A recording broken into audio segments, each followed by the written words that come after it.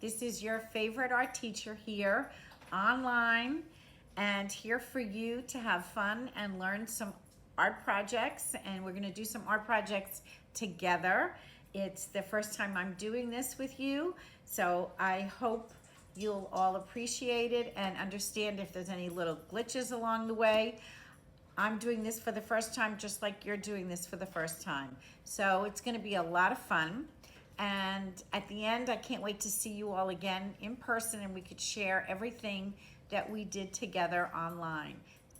Today, what I'd like to do is one of my favorite images, which is from an artist named Keith Haring.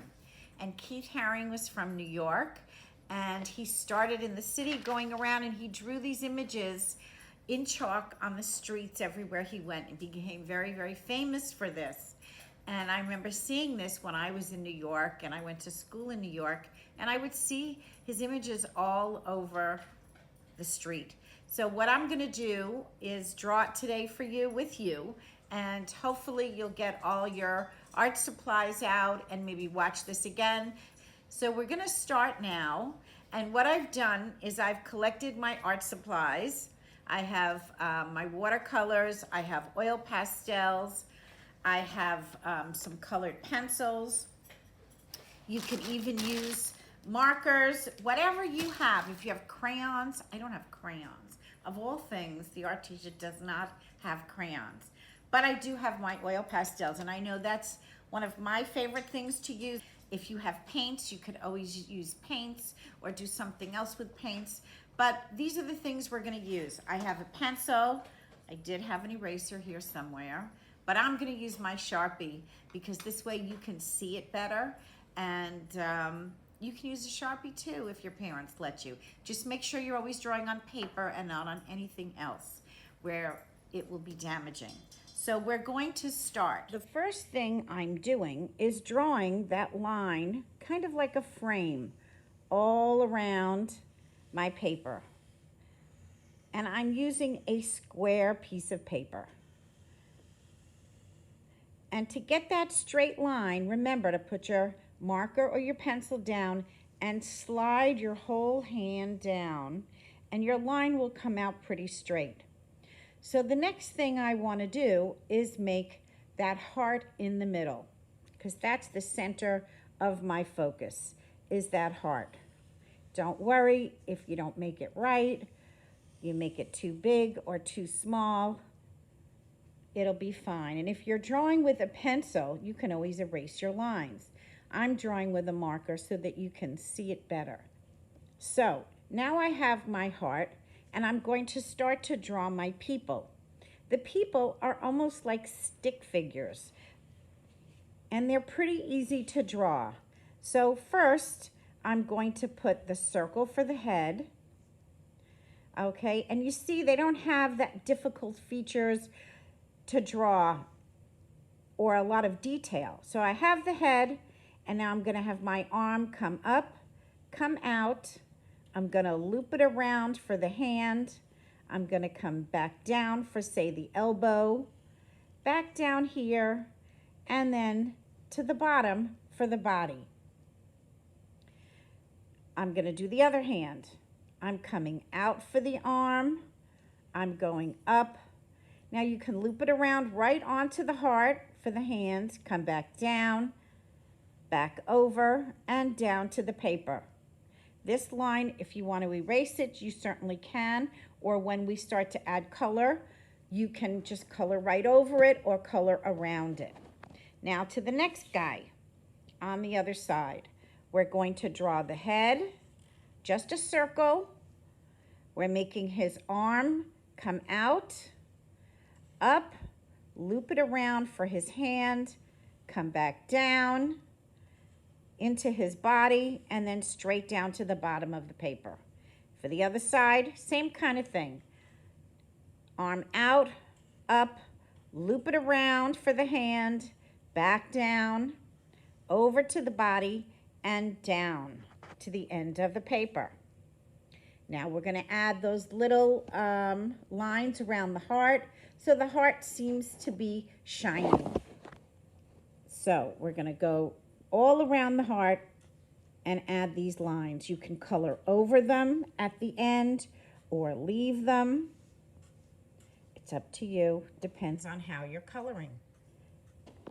So now you're going to get out whatever materials that you have, and you're going to start. I'm going to use the oil pastels because even though they're messy, they're fun, and I can blend the colors. Okay, so I'm taking out, I might start with a red. Remember, I always told you to have a white. And let's see what other colors I could find. I have some blue. And you could do the same thing with the crayons. I have yellow, greens. Maybe we'll make this a rainbow heart.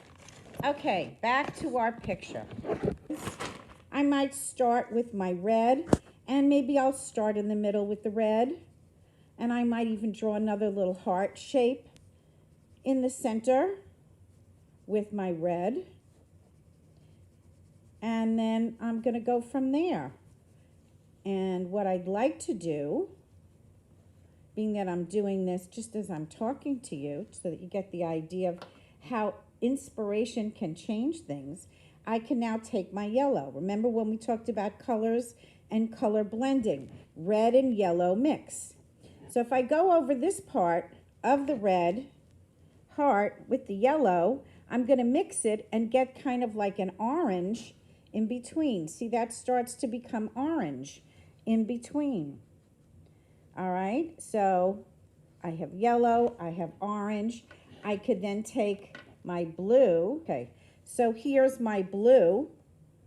I can add blue, and when I mix the blue with the red, do we remember what happens? What color did we get when we get mixed blue and red? We get kind of that purple color. Now, I like to emphasize it by really using purple, because that just makes it fun. Okay, and remember, the other thing I told you about the colors is when you add white, you will lighten those colors. So I could add the white.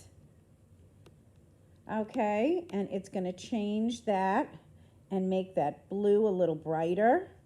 And there's that purple color in the middle. And then we get that red. And even that red starts to turn to pink when you're using the white. Okay, and remember, green and red do not mix. So the yellow and the blue are primary, red, yellow, and blue are primary colors. So those colors are always going to mix. So I can then take a pink. Pink is a tint of red, so it will mix. If you mix, it's a tint because you mix white with it. So if you mix white with the red, you get pink. So you know that you can mix those colors. We'll have to have a lesson on the color wheel again, because that's really helpful. So I can mix my pink. Now blue, if I go right here with the blue, blue and green will blend. The green won't blend with the red, but it'll blend with the blue. So if I keep my green down here with the blue, I'll have a nice little blend. And that's a light green that I'm using. And I could take my blue again, add some more blue to that green. And remember what happens when we add the blue and green? Does anybody remember out there? We get that favorite color of ours called teal. We seem to all like that teal color. So it starts to turn into a teal. And I have to be careful when I come close to the red and the green because they're not going to mix. So I might take my light blue and add that. Okay, and then see how that might mix with the pink. I'll add some white. White is a good blender. It will blend colors together. And when you blend that blue and that pink, you kind of get like a light purplish color.